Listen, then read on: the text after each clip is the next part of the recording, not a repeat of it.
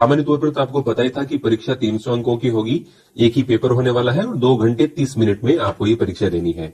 कुल 150 प्रश्न होंगे, यानी 2 नंबर का एक प्रश्न होगा, तो 300 अंकों की परीक्षा, कुल प्रश्न होंगे 150। और अब की बार नकारात्मक अंकन भी है, जैसे रीट में नेगेटिव मार्किंग नहीं होती है, तो यहां पर आपको 1/3 नकारात्मक अंकन यानी नेगेटिव मार्किंग देखने को मिलेगी। तो आपको ध्यान रखना है, रीट की तरह इसमें नहीं चलेगा।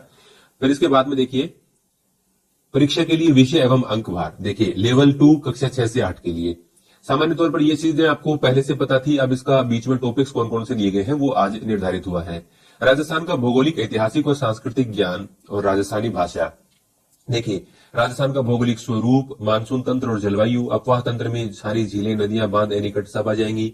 राजस्थान की वन संपदा, वन्य जीव जंतु, वन्य जीव संरक्षण और विभिन्न प्रकार के अभ्यारण्य, मृदाएं और मृदा संरक्षण, राजस्थान की प्रमुख फसलें, जनसंख्या, जनसंख्या घनत्व, साक्षरता और लिंगानुपात, राजस्थान की जनजातियां एवं जनजातीय क्षेत्र, धात्विक और अधात्विक खनिज, राजस्थान की ऊर्जा संसाधन, परंपरागत और गैर परंपरागत, राजस्थान के पर्यटन स्थल, राजस्थान में यातायात के साधन।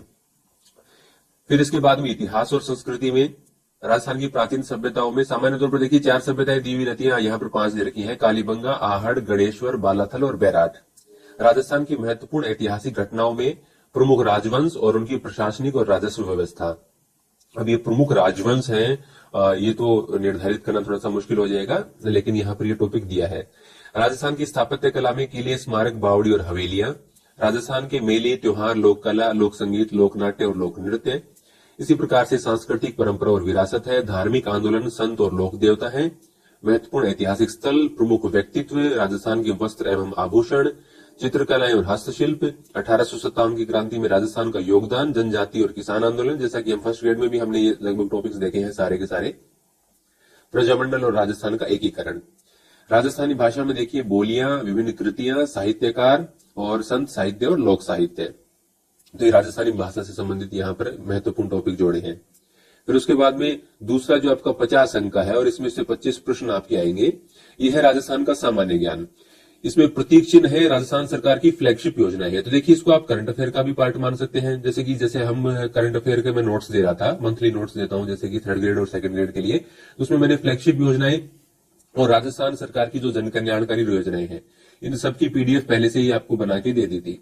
तो ये यहाँ पर देखिए सामान्य ज्ञान में दे रखा है, लेकिन ये सामयिक विषयों में भी आप मान सकते हैं, क्योंकि जन कल्याणकारी योजनाएं राजस्थान की जो चलती रहती है वो करंट का भी पार्ट मानी जाती है। और राजस्थान सरकार की जो फ्लैगशिप कार्यक्रम है जिनके पोस्टर वगैरह भी आते रहते हैं, आपने अखबार में देखे होंगे, तो बहुत इंपॉर्टेंट है और बहुत आसान है इनमें नंबर लाना।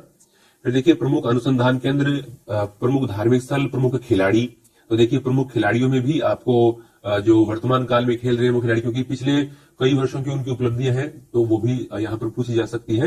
तो ये भी मुख्य तौर पर आप मान सकते हैं कि करंट का भी इसमें मामला है और थोड़े पहले के भी पूछे जा सकते हैं। बाद में देखिए प्रसिद्ध नगर और स्थल, राजस्थान के प्रमुख उद्योग, राजनीतिक और प्रशासनिक व्यवस्था। अभी देखिए देखने में छोटा लग रहा है ये टॉपिक, लेकिन ये बड़ा हो जाता है।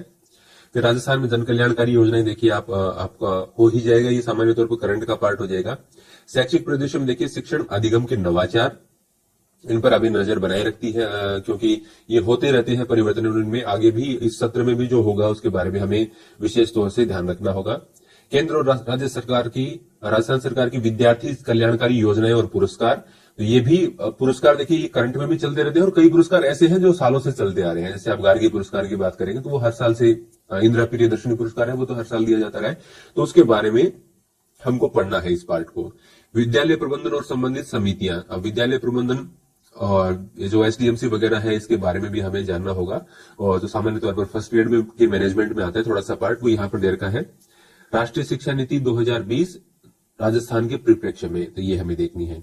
निःशुल्क और अनिवार्य बाल शिक्षा का अधिकार अधिनियम, तो आरटी एक्ट 2009 के बारे में, और राजस्थान निःशुल्क और अनिवार्य बाल शिक्षा अधिकार अधिनियम जो इसके आधार पर 2011 में पारित हुआ उसके बारे में, और जो 25% सीटों पर निजी विद्यालयों में निःशुल्क प्रवेश मिलता है उसके बारे में हमें पढ़ना है।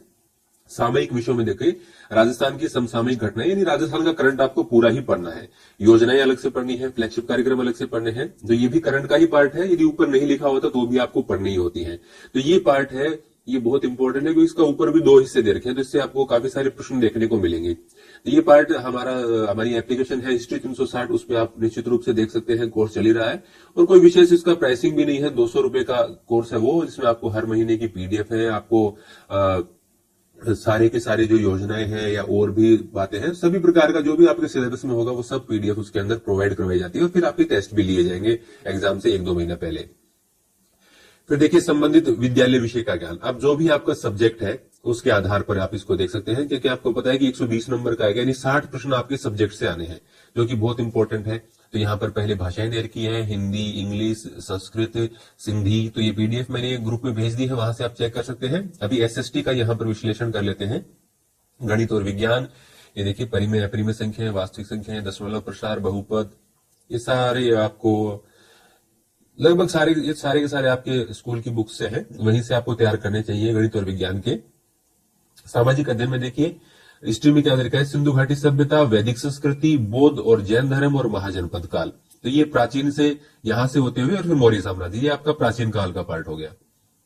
मौर्य साम्राज्य तक यहाँ का ही आपका प्राचीन का पार्ट है।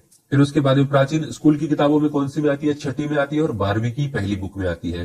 तो उसके भी एनसीईआरटी, जैसे आपने देखा कि रीट में कितना इंपॉर्टेंट रोल रहा, तो एनसीईआरटी से संबंधित नोट्स भी मैं जैसे कह रहा हूं कि मैं प्रोवाइड करवा नहीं दूंगा, क्योंकि फर्स्ट ग्रेड के लिए मैंने बनाए हुए हैं और उसी में से आपके सिलेबस के अकॉर्डिंग भी मैं आपको प्रोवाइड करवा दूंगा। तो हमारी एप्लीकेशन आप जरूर डाउनलोड कर लेना, उस पर जल्दी ही आपको ये देखने को मिलेगा। दिल्ली सल्तनत और मुगल साम्राज्य, तो सल्तनत काल है और एक मुगल साम्राज्य है, मध्यकाल में 2 ही चीजें आती है। तो दिल्ली सल्तनत का विस्तार देर का है, मुगल साम्राज्य और राजपूत राज्यों के साथ संबंध, सल्तनत और मुगल कालीन प्रशासनिक व्यवस्था, ये इंपॉर्टेंट देखिए, इसमें थोड़ा सा जोर भी आएगा पढ़ने में, और पृथ्वीराज चौहान ये दे रखा है। तो सल्तनत काल है, मुगल काल है और एक पृथ्वीराज चौहान आपको पढ़ना है। भारत का राष्ट्रीय आंदोलन, ये काफी बड़ा टॉपिक हो जाता है, यानी आधुनिक भारत में आपको सिर्फ भारत का राष्ट्रीय आंदोलन इस पर ही फोकस करना है, लेकिन ये कोई छोटा पॉइंट नहीं है, काफी बड़ा पॉइंट हो जाता है। फिर उसके बाद में आपका ये भूगोल आ गया, गतियां, अक्षांश और देशांतर, वायुमंडल, महासागर। तो ये इस प्रकार से यहाँ पर आपका सिलेबस दिया गया है। देखिए सरकार का गठन में कार्य, स्थानीय शासन, लोकतांत्रिक प्रक्रिया और महिला प्रतिनिधित्व, भारतीय अर्थव्यवस्था, मुद्रा और बैंकिंग। तो कोशिश करेंगे कि जो स्कूल की बुक से हैं, तो हिस्ट्री वाला तो मैं जरूर ही शुरू करने वाला हूँ एसएसटी के स्टूडेंट्स के लिए, वो तो आपको एनसीईआरटी के नोट्स में उपलब्ध करवा दूंगा, क्योंकि देखिए एनसीईआरटी की किताबें लाना और उसमें से प्रश्न कहां से बनेंगे। जैसे आपने पीछे एनसीईआरटी से संबंधित किताबें भी देखी होंगी, उससे शॉर्ट में जो किताबें आती हैं एनसीईआरटी सार वगैरह आ गए थे, उनसे भी प्रश्न नहीं आए, क्योंकि प्रश्न ही ऐसे पूछे गए, जबकि हमने जो नोट्स बनाए थे उसमें से सारे प्रश्न आ गए। तो ये डिपेंड करता है कि आप क्वेश्चन कैसे बनाते हैं। तो देखिए हिस्ट्री का तो मेरा कन्फर्म ही मान लीजिए 100% में नोट्स उसके प्रोवाइड करवाऊंगा, और उसके बाद में पॉलिटी की भी प्रयास करेंगे कि भी पॉलिटी के भी एनसीईआरटी से संबंधित नोट्स प्रोवाइड करवा दिए जाए। फिर उसके बाद में शिक्षण विधियां हैं आपकी, 10% शिक्षण विधियों से आनी है, तो आपके सब्जेक्ट के हिसाब से आप यहाँ पर शिक्षण विधियां भी देख सकते हैं। और विस्तृत रूप से आप सिलेबस का अपना प्रिंट लेके और इसके आधार पर तैयारी शुरू कर देनी चाहिए आपको।